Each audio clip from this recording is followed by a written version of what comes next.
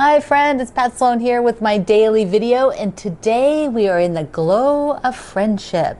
Yes, that is our topic for today with a few more things. So what is the glow of friendship? That actually is the name of a quilt block that Jane Davidson and I have collaborated together today to put out. Jane is my friend from Australia who did the Splendid Sampler books with me. We were both the authors of the Splendid Sampler. We organized all of the designers who worked with us on that project, and we've been friends for a very long time. And so she wrote me the other day. Yes, it really wasn't that long ago, just maybe, I don't know, 2 weeks ago, something, if that. And she says, Pat, let's do this. So she had designed this crazy awesome block, and it is a star. And when you put the blocks together, they create an alternating design that is just blows your mind. And so let me show you the block. Let me show you the little quilt I made with 4 blocks.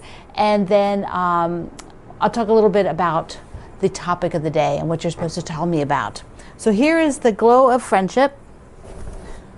And at my website is more pictures and then a link over to Jane's website where you'll download it. So this is the glow of friendship. So let's first talk about friendship. You have all kinds of different friendships, right? You have some that are your your sewing friends, and they may be your in-life sewing friends. They may be your online sewing friends. Then you might have work friends, you might have church friends, you might have some neighborhood friends, like they might be the parents of your kids' friends, so they are sort of a different group of people. Might be an organization that you are in, like some charity groups. You have friends that you've made through the charity group, or some other organization you belong to. So anyway, you have lots and lots of types of friends. So today I want to celebrate, Jane and I want to celebrate friendship. And so tell me a bit about some of your friends. You can just focus on your sewing friends if you want. If you want to give a shout out to another group of friends of yours, tell me in the comments. And if you have a picture of you with your sewing friends, that would be awesome to see. Now this block, yeah, it's a block, but it is sort of a little mind-blowing block in a way. So I want to do a couple things here. First, let's just scroll down. Okay, and let's get the block in focus. So the block is actually 1/4 of this quilt, so I'm going to fold it up. There you go. And when you go to my website, you'll be able to see this. Now, the impact of this block is what happens when you put it in repeat. And because you do sort of 2 colors, you can get some pretty dramatic variations. And Jane has a bunch of those on her website, and I have one on mine. But I also have here, if you just wait 1 second, let me give you a little video about putting this together. So let's take a look at that. I find the best way to work with this block is to get one made perfectly with all the sections going where they should, and then use this to walk through each of the layouts of the other ones that you're doing. So take your time, don't rush. There's a couple things I'm going to point out about this, is that you always want to have this unit of the stripes splitting out like that. It's easy to put these 2 in the wrong place, so be sure this is going like this, and that there's a light and not the dark. The dark goes on the outside, the light goes on the inside. I'm going to show you one now that's not sewn. So here are the units, and these are really important to get in the right location. Otherwise you will be unsewing them, and ask me how I know. Yes, I did it. So I had to think of these guys here as sort of like backing your car into the parking space, because my brain wants to put the dark side. This is what my brain wants to do, but you won't get the layout. You won't get the secondary star. So think of it as like backing your car into the parking space. You want to put the light corners in. And then the other thing is these units. They go, the white, the very light, goes with this car that you're parking in there. Because if you were to switch them and put them over here, this would give you an entirely different block. And what it does is, you don't see how it broke this up. You don't have that fabric coming continuously because these little units broke it up. So I did that. Yep, I did. I had to take it all apart. So I'm trying to get it so that you don't make those same mistakes that I made. There we go. We're back where it should be. You're going to back your car into the parking space, and it is going to have these little bumpers there, if you want to think of it that way. Those are the important things to look at for putting this block together. And have your finished one right there to look at after you've sewn it, so that you get all the rest of them correct. All right, so that showed you how it was important to figure out where these are and figure out where these are as you're making it. Plus, if you notice, the middle is also a split star, and that's a tiny block. That's a 4-inch finished block. So you got to be on your A game when you make this guy. Now, here's mine all together again. Ta-da! Whoops, there we go.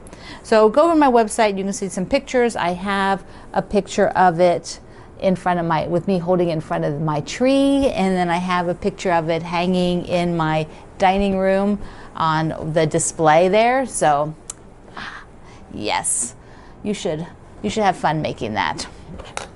Now we're doing our jelly roll a day. I am anyways, I don't know if you are, but I am. And yesterday, so this is today's.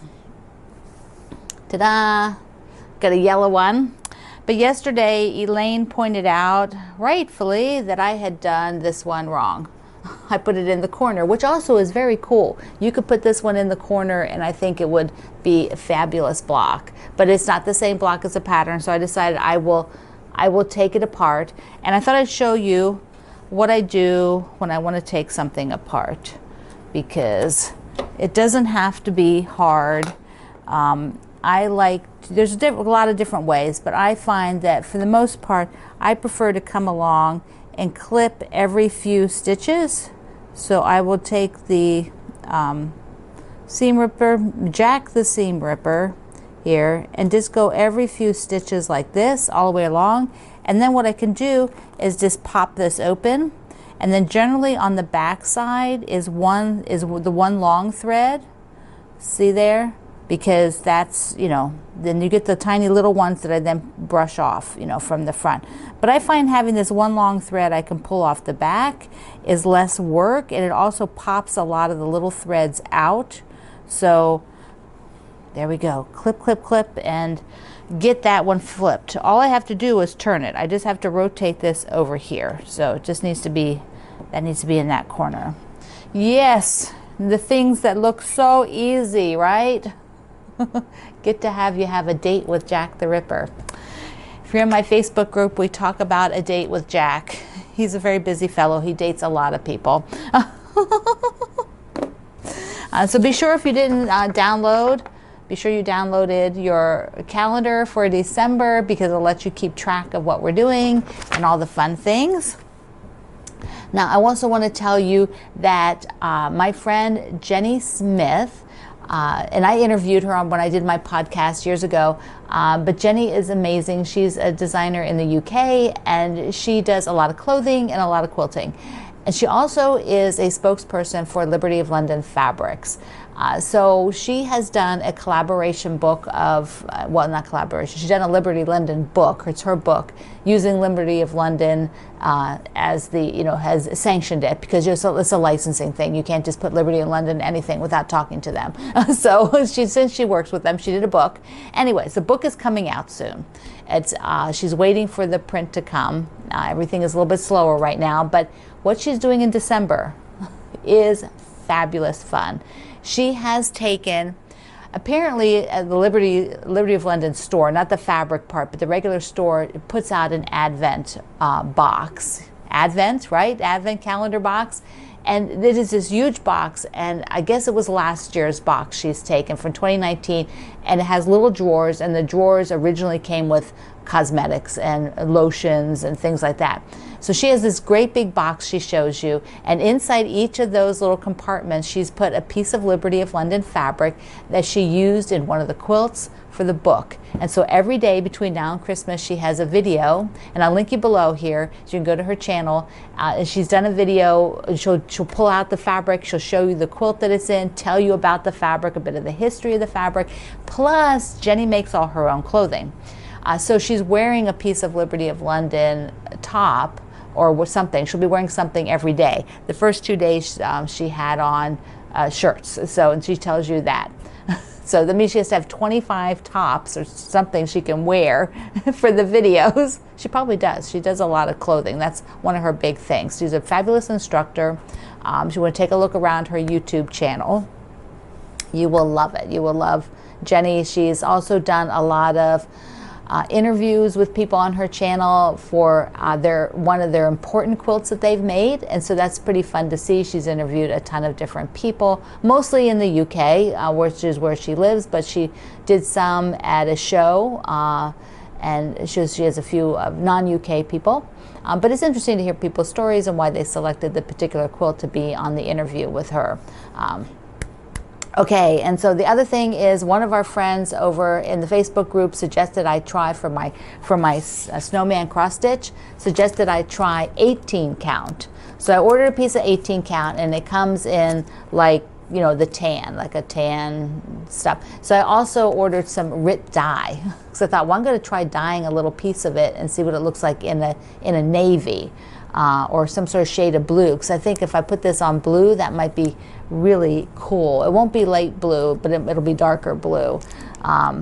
So 18 count, which is, you know, a little bit smaller than this, so it's probably something my fingers can handle at this point. I have, you know, I'm starting to get the dexterity back, but it's still a little bit, this left hand is a little stiff. And even the right hand still doesn't have like a ton, like it's not perfect. But getting there. Okay. So tell me about your friends, your sewing friends. If you have a picture of them, share it. Go and download the Glow of Friendship from Jane and I. So I hope you make one. They are worth the effort. And when you see the bigger quilts, you're just going to faint. They are just, we haven't made a bigger quilt, but you know, you see the digital, you'll think, oh my goodness, the possibilities are crazy, crazy. And I did do my wave stitching on here, because that's easier on my hands. I don't have to grip anything. And I did some outlining like this. So over my website, I have a little drawing about what I did. All right, my friends, links are down below. If you would subscribe, if you haven't done that yet, that would be awesome. I'm trying to get my subscribers, everybody here, so you always know when there's a new video and we can visit again. So I love you. Mwah. See you online.